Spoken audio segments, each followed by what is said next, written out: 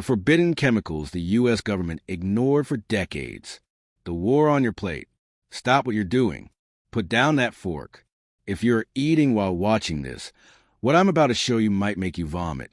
You've been lied to, not just by a company, not just by an ad agency, but by a coordinated, multi-decade effort involving the highest levels of your government. They told you the American food supply was the safest in the world. They were lying. For the next 8 minutes, we are tearing down the facade. Thanks to the breakthroughs made by the 2026 Make America Healthy Again movement, we finally have the proof of forbidden chemical list. Substances knowingly fed to you that have been banned in over 80 other countries for years. Why? Because your sickness is our salary.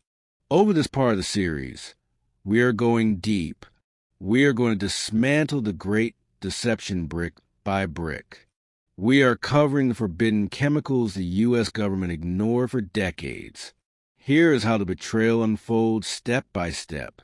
The cold open, why your kitchen is a crime scene. We look at how the FDA's gold standard became a copper-plated lie. The profit loop, the hidden economic engine linking big food to your long-term medical care.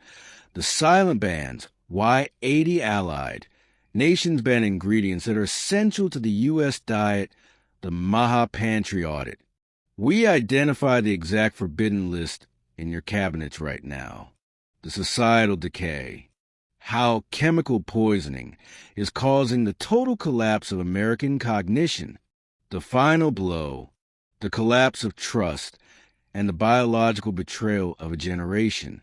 By the end of this video, your relationship with food and your government will be shattered.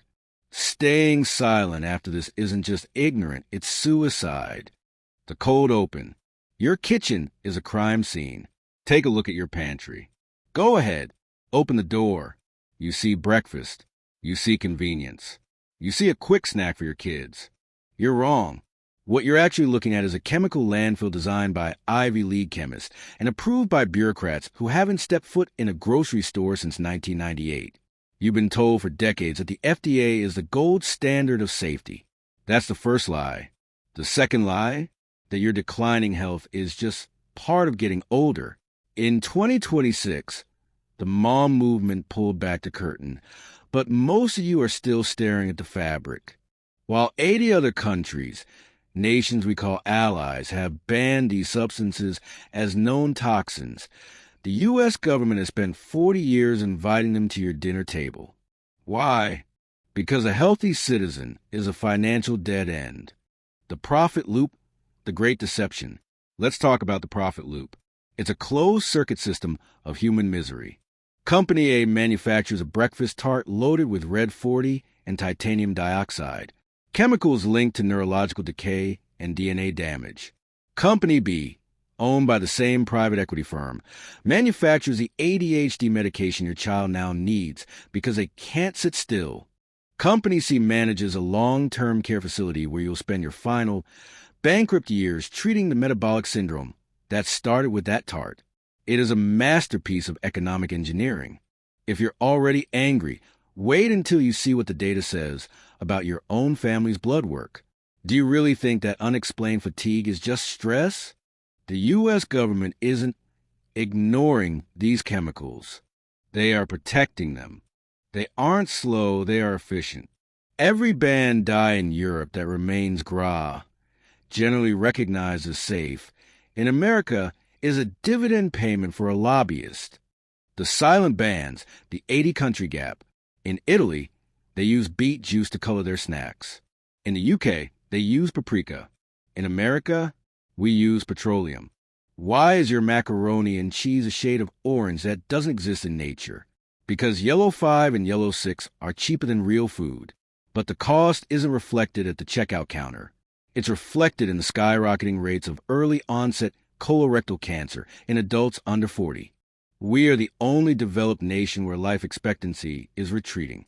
We are the only superpower that is literally eating itself into extinction. Think about the psychological impact of being poisoned by your own protectors. When the people in charge of food supply are the same people invested in the sick care industry, you are no longer a citizen. You are a crop. You are being harvested for your insurance premiums. You might think this is a reach, but history proves that when profit meets policy, your life is the first thing discarded. Check the comments. People are already realizing their allergies disappear the moment they left the country.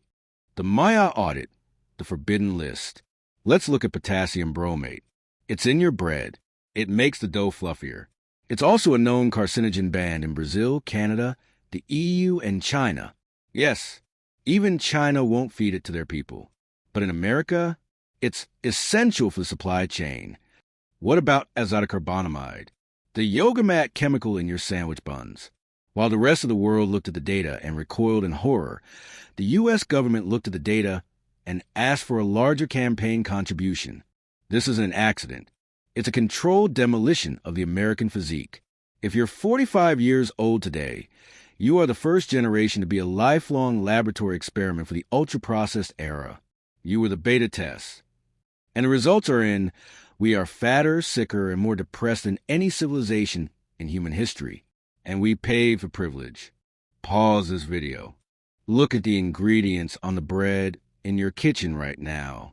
If you see bromated flour, ask yourself, why does the government want you to eat something a lab rat died from? The societal decay, the uncomfortable future. The uncomfortable future isn't a sci-fi movie. It's now. We are seeing a total collapse of cognitive function. These forbidden chemicals don't just rot your gut, they bypass the blood-brain barrier. We are raising a generation of children with shorter attention spans and a goldfish fueled by high-fructose corn syrup that has been contaminated with mercury. This is how society dies, not with a bang, but with a slow, lethargic whimper in a doctor's waiting room. The great deception is making you believe you have a choice. Just read the labels. They say, but how can you choose when the safe options are priced as luxury goods and the toxic options are subsidized by your own tax dollars? You are paying the government to poison you, and then you're paying the pharmaceutical industry to keep you alive just long enough to collect one more paycheck. The final blow, the collapse of trust. By 2026, the MOM movement didn't just find chemicals. They found a culture of complicity. We are living through a biological betrayal.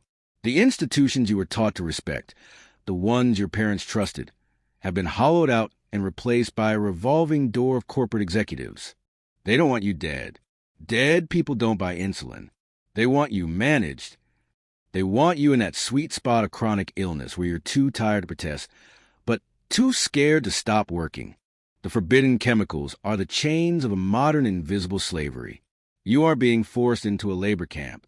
You're being lured into a convenience trap, and the door is locking behind you. Look at your neighbors.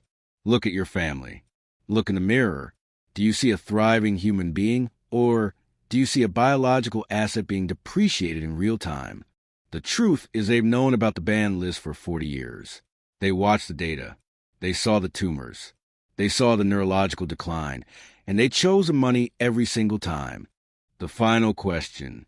If the U.S. government has spent 40 years knowingly allowing chemicals into your children's food that the rest of the world considers biological weapons, why on earth do you still believe they have any interest in your survival?